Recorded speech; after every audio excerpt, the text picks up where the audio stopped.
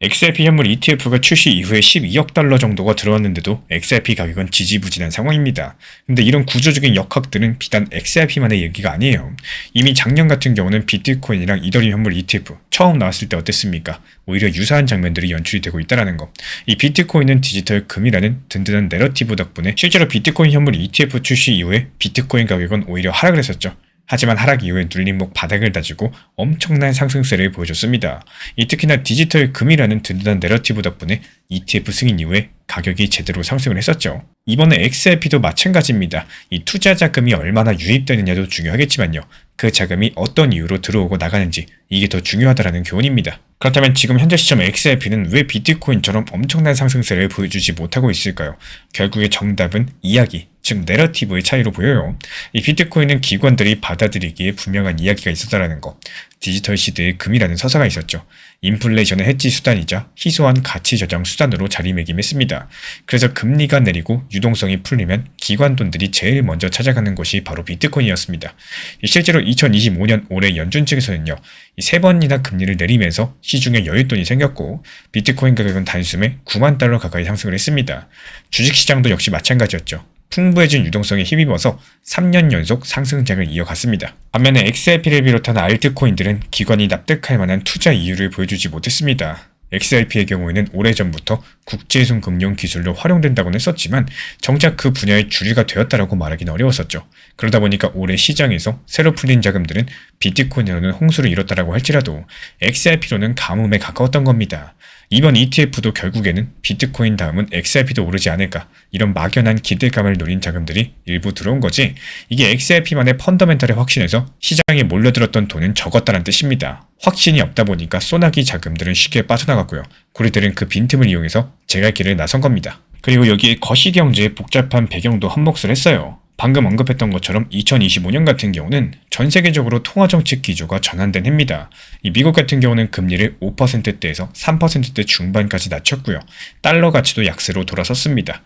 일반적으로 이런 환경이다 암호화폐 같은 위험자산에게는 호재일 수밖에 없겠죠. 이런 기대감들 속에서 시장이 크게 올랐고, 하지만 한편으로는 같은 시기 미국 정부는 대중국 관세를 부활시켰고요.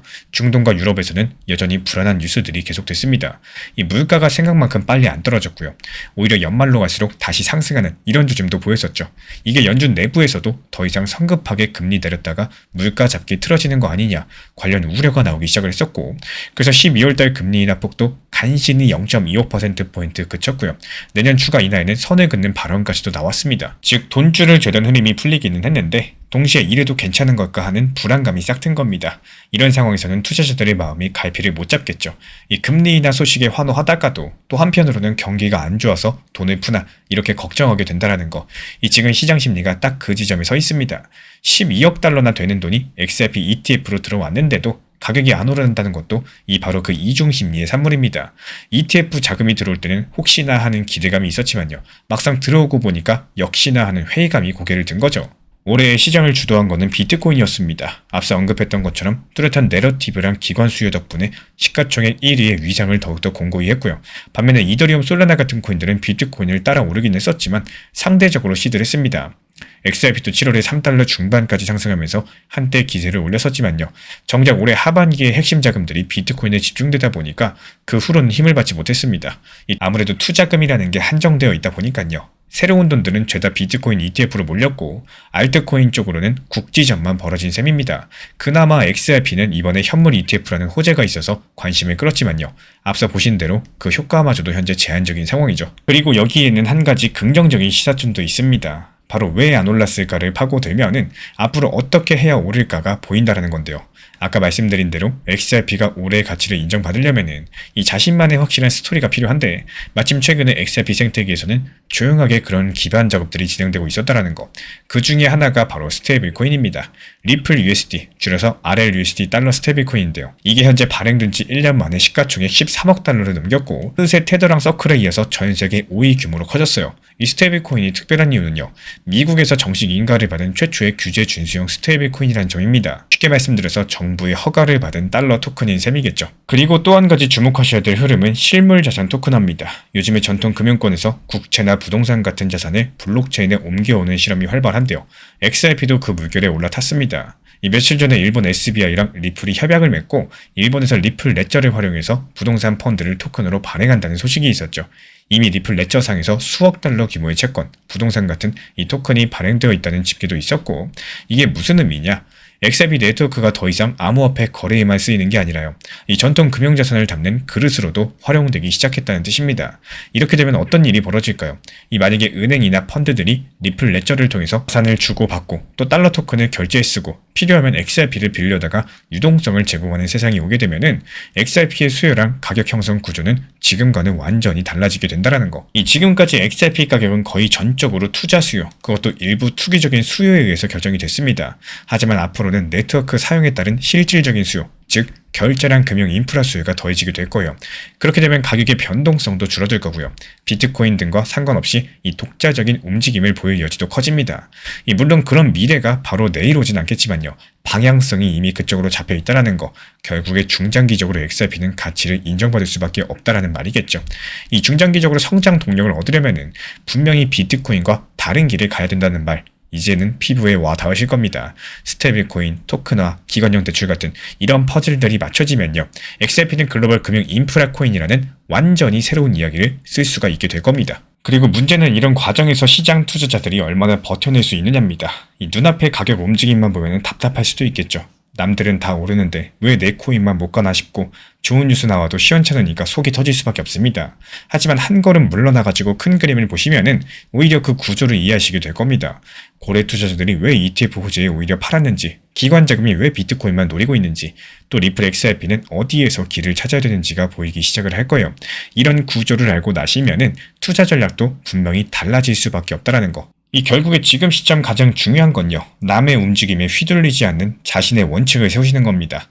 XRP에 투자하신 분들이라면은 이번 ETF 소동을 교훈 삼아 보시길 바래요. 당장 가격 등락에 일희일비하시기보다도 XRP가 만들어갈 수 있는 새로운 구조랑 서사가 무엇인지 차분하게 지켜보시는 겁니다. 그리고 그런 과정에서 확신이 생기신다면은 오히려 남들이 관심 없을 때 묵묵히 모일 수도 있을 테고요. 반대로 이야기가 틀어지면은 미련 없이 다른 길을 찾을 수도 있겠죠. 여기서 중요한 거는 왜 오르고 왜 내리는지 그 이유를 이해하고 대응하시는 겁니다. 현재 XRP 현물 ETF로 엄청난 돈이 들어왔지만요. 가격은 기대감만큼 오르지 않았습니다. 표면적인 현상 뒤에는 이 고래들의 매도랑 서사의 부재라는 보이지 않는 구조가 있었어요. 하지만 동시에 XRP는 그 한계를 돌파할 새로운 길들을 모색 중에 있고요. 결국에 승부라는 게 여기에서 갈리게 될 겁니다. 단기 뉴스에 휩쓸리지 않으면서 구조적인 변화를 내다보는 투자자에게 이번 상황은 또 다른 기회랑 통찰을 주고 있어요.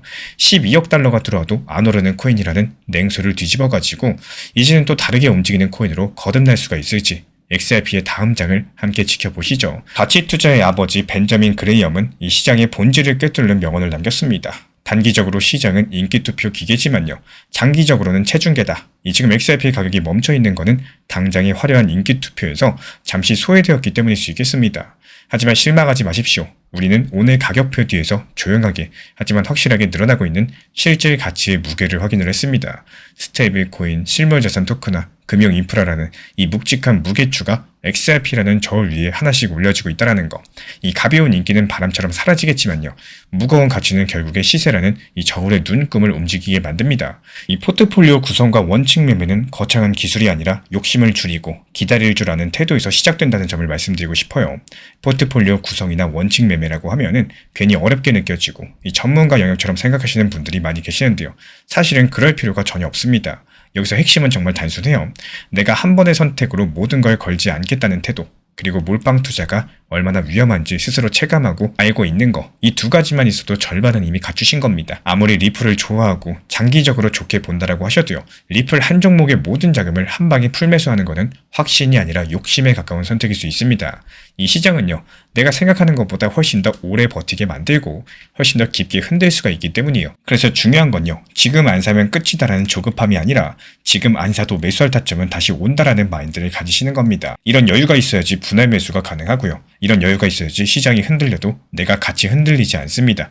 분할로 매수를 한다라는 거는 수익을 포기하는 게 아니라 리스크를 관리하는 가장 현실적인 방법이에요.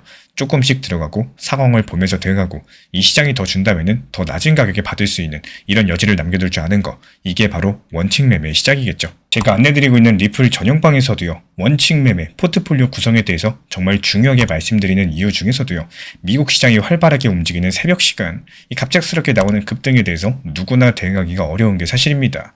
적당한 단기 고점과 저점을 찾아내는 연습들을 하고 또 미리 목표 타점에 걸어놓고 여유롭게 대응이 가능하셔야지 오히려 장기적으로 투자하는 데 있어서도 훨씬 더 건강한 매매 습관이 가능하다고 생각을 해요. 항상 말씀을 드리지만요. 입장을 필요로 하시다면 안내드리고 있지만 비트 비썸 현물 매매로서만 안전하게 안내드리고 있기 때문에 원칙 매매를 참고하고자 하시는 분들께서도 문의 주시면 안내 도움 드리도록 하겠습니다. 이 투자에서 오래 가는 사람은요. 가장 빨리 들어간 사람이 아니라 가장 무리하지 않고 끝까지 시장에 남아있는 사람입니다. 이 원칙 매매라는 게 특별한 기술이 아니라 욕심을 줄이고 기다릴 줄 아는 이런 습관이라는 거를 기억해 주셨으면 좋겠습니다. 시장에서는 혼자 고민하는 시간이 길어질수록 불안과 의심이 커지고요. 결국에 감정 매매가 반복됩니다. 하지만 같은 기준으로 시장을 보는 사람들이 있다라는 것만으로도 많은 분들께서 멘탈이 안정되고 또 실수가 줄어드는 것들을 경험하셨습니다. 이 제가 정리해드린 자료는요. 단순한 숫자가 아니라 같은 시각으로 시장을 바라볼 수 있도록 돕는 툴이에요. 필요하신 분들께서 현재 보이는 번호로 문자 신청 주시면 되고요. 혼자서 버티는 시장이 아니라 기준을 함께 공유하는 시장이 되어줄 겁니다.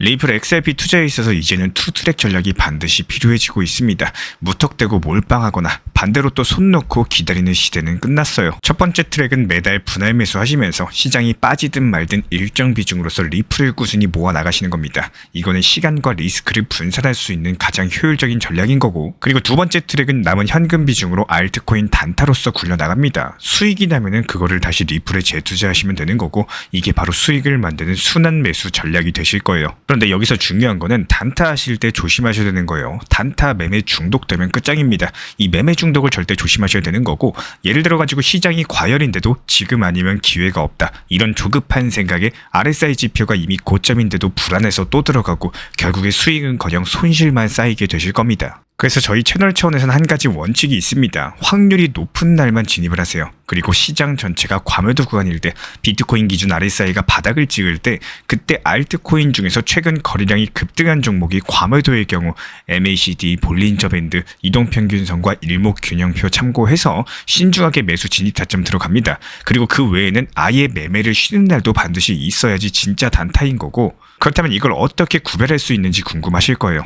여기서 챗 GPT가 등장을 합니다. 저희는 챗 GPT를 단순한 도구로 쓰지 않습니다. GPT한테 오늘 확률 높은 진입 타이밍이냐 이렇게 물어볼 수 있게 맞춤 프롬프트를 사용을 하는데요. 그리고 그 결과에 저의 실전 매매 노하우 30%를 덧붙여가지고 GPT 시그널을 보완합니다. 어떻게 하는지 궁금하신 분들 GPT 검색력과 활용 전략을 이용해가지고 이 두 가지를 한 방에 알려드리고 있습니다.